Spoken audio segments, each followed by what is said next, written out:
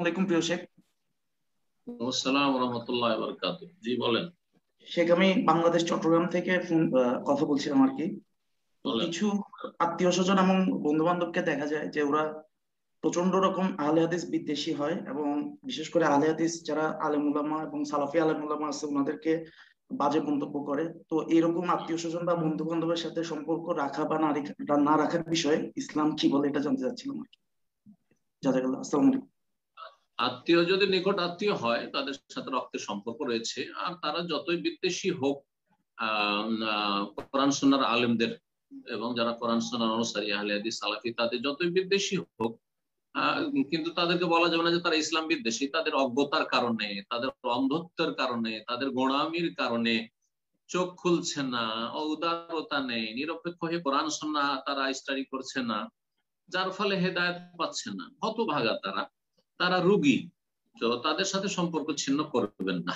যেহেতু তারা আপনার আত্মীয়, তাদের সাথে সম্পর্ক ছিন্ন করবেন না। রোগীর সাথে যেমন আচরণ করে তেমন আচরণ করবেন। এরা রোগী, সুতরাং তাদের চিকিৎসার চেষ্টা করবেন। তাদের চিকিৎসা হচ্ছে তাদেরকে হেদায়েতের চেষ্টা করা, হেদায়েতের বাণী তৌহিদ সুন্নাতের কথা তাদের কাছে পৌঁছাতে থাকবেন।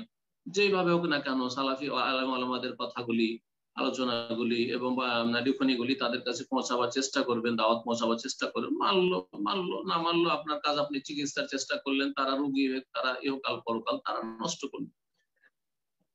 তো আশা করি বিষয়টি বুঝতে পেরেছেন। আর যদি আল্লাহ এবং রসুলকে তারা গাল না দেয় তাহলে বলা যাবে না যে আহলে হাদিস আলেমকে আমাকে গাল দিলে সে কাফের হয়ে যাবে। না, কখন। এই সংকীর্ণতা আমাদের নেই। আর এইরকম বাড়াবাড়ি ফতুয়া চরমপন্থা আমাদের কাছে, চরমপন্থা বিদাতীদের কাছে আছে। আমাদের অন্তর তো উদার। আমাদেরকে গাল দিয়েও যে মুসলিম থাকতে পারে, সে অজ্ঞতার কারণে গাল দিচ্ছে, সে রুগী। অথবা তার গোড়ামির কারণে, অন্ধত্বের কারণে গাল দিচ্ছে, মূর্খতার পরিচয় দিচ্ছে, এবং সে নিজের ক্ষতি করছে। তার জন্য ফেরেশতারা বদদোয়া করছে, আমার জন্য রহমতের দোয়া করছে, আমার নেকি বাড়ছে, তার গুনার বোঝা বাড়ছে, এবং সে বান্দার হক নষ্ট করছে আমাকে আলেম কোরআন সুন্নাহ আলেমদেরকে গাল দিয়ে। সুতরাং কাল কিয়ামতে সে ধরা খাবে, আমাকে নেকি দিয়ে তাকে চলে যেতে হবে মুফলে সর্বহারা নিঃস্ব হয়ে।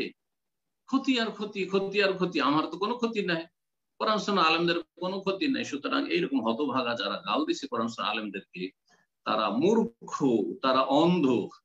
আহলে হাদিস জনগণকে দেখেছেন যে জনগণ জনগণ আলেমদের কথা বাদ দেন, আহলে হাদিস জনগণ বিদাতীদেরকে গাল দিচ্ছে না? গাল দেয় না। বিদাতী তাদের উপাধি বিদাতী বলছে, শিরককারী মুশরিক সেজন্য মুশরিক বলছে। শিরিক ছেড়ে দিক, বেদাত ছেড়ে দিক, তারা সুন্নতের অনুসারী, তাওহীদপন্থী।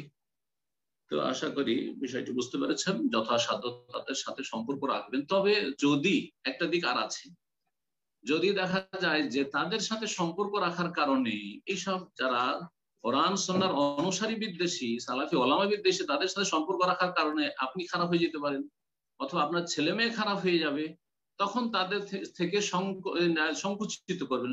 সম্পর্কটাকে একটু গুটিয়ে নিয়ে আসবেন, দূরত্ব বজায় রাখবেন। একটু দূরে থেকে, যেন রোগী, ছোঁয়াচে রোগ, করোনা রোগীর সেবা করবেন আত্মীয় স্বজন, কিন্তু দূরে থেকে। দূরে থেকে, এমন নয় যে অসহায় ছেড়ে দেবেন, কিন্তু দূরে থেকে নিজেকে সুরক্ষিত স্থানে রেখে আপনি তাদের সেবা করবেন, তাদের পরিচর্যা করবেন। ওই রকমই আপনি নিজেকে বাঁচাবেন, নিজের পরিবারকে বাঁচাবেন। ইয়া আইয়ুহাল্লাযীনা আমানু কু আনফুসাকুম ওয়া আহলিকুম নারা। নিজেকে বাঁচাও, নিজের পরিবার পরিজনকে বাঁচাও, আর তারপরে তাদের গুমরাহগুলিকে হেদায়েতের চেষ্টা করো। জি, এভাবে চলুন। জি, জাযাকুমুল্লাহ।